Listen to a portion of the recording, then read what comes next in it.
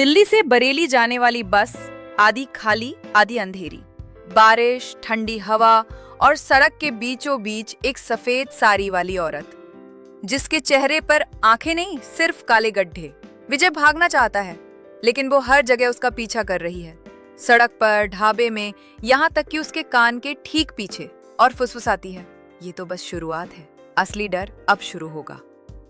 अगर आपकी सांसें अभी भी थमी हुई हैं, तो यकीन मानिए आगे जो होगा वो आपको रातों को सोने नहीं देगा।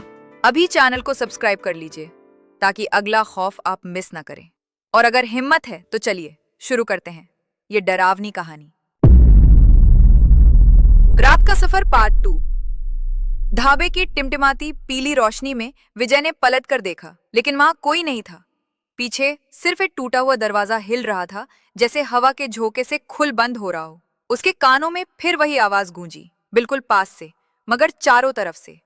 चल, मेरे साथ चल। विजय की रीढ़ में सिहरन दौड़ गई। उसने सोचा ये उसका वहम है, लेकिन फिर देखा कि खिड़की के शीशे पर धुंध जमा है और उस पर उंगली से किसी ने लिखा है, मैं यहां हूं। उसका गला सूख गया। उसने झट से खिड़की पर हाथ मारा, लेकिन जैसे ही धुंध साफ हुई, शीशे के दूसरी तरफ वही औरत चेहरा झुकाए खड़ी थी।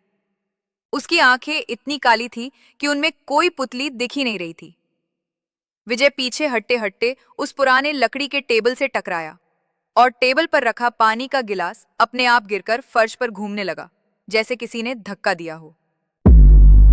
इस मोमेंट पर आपकी सांसें तेज हो जाएंगी, और अगर सच में डर लग रहा है तो इस वीडियो को लाइक करना मत भूलना, ताकि हमें पता चले कि आपको हॉरर पसंद है। ढाबे का मालिक, जो अभी कुछ देर पहले हंस हंसकर ग्राहकों से बातें कर रहा था, अब अचानक गायब था। पूरा ढाबा एकदम सुनसान, बाहर का शोर भी बंद, सिर्फ घड़ी की टिक टिक। विजय ने बाहर झांककर देखा, बस, सड़क और बाकी लोग सब गायब थे। बस दूर तक फैला धुंध का समंदर। तभी उसके कंधे पर ठंडी बर्फ जैसी पकड़ महसूस हुई। उसने पलटकर देखा तो वो औरत अब इतनी पास थी कि उसका चेहरा विजय के चेहरे से बस 2 इंच दूर। उसके होठों पर खून की एक पतली लकीर बह रही थी, और उसने फुसफुसाकर कहा, भाग, जितना भाग सकता है भाग, लेकिन ये धुंध तुझे छोड़ने वाली नहीं। अचानक ढाबे की सभी लाइटें एक साथ बुझ गई और हर तरफ गाढ़ा अंधेरा छा गया। इस अंधेरे में विजय को लगा जैसे कोई उसके चारों तरफ घूम रहा है, लेकिन कदमों की आवाज एक बार दाईं ओर से, फिर बाईं ओर से, फिर ऊपर छत से, और फिर नीचे फर्श के भीतर से आ रही थी। और हर बार के साथ सांसों की धीमी फूंक उसके कानों के बिल्कुल पास महसूस हो रही थी। अगर आपको लग रहा है कि ये कहानी यहीं खत्म हो जाएगी, तो आप बहुत गलत हैं। सब्सक्राइब कीजिए, क्योंकि असली डर अभी बाकी है। तभी अंधेरे में लाल रंग की 2 जलती हुई आंखें ऊपर कोने में दिखाई दी। वो औरत अब दीवार पर उल्टा लटककर उसे घूर रही थी। उसका चेहरा धीरे धीरे खिंचकर लंबा होता जा रहा था, जैसे किसी ने उसकी हड्डियों को तोड़ मरोड़ दिया हो।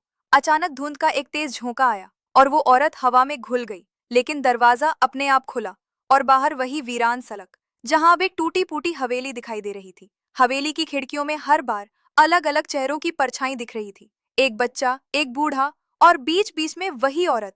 लेकिन जब विजय ने पलक झपकाई तो सब चेहरे एक साथ गायब। तभी उसकी जेब में रखा फोन अपने आप ऑन हुआ। स्क्रीन पर सिर्फ एक मैसेज, तू अब हवेली के अंदर है। लेकिन विजय तो सड़क पर खड़ा था। उसने चारों तरफ देखा और पाया कि हवेली का दरवाजा उसके पीछे बंद हो चुका है, और वो बिना दरवाजा खोले, बिना अंदर गए, पहले से ही हवेली के अंदर खड़ा था।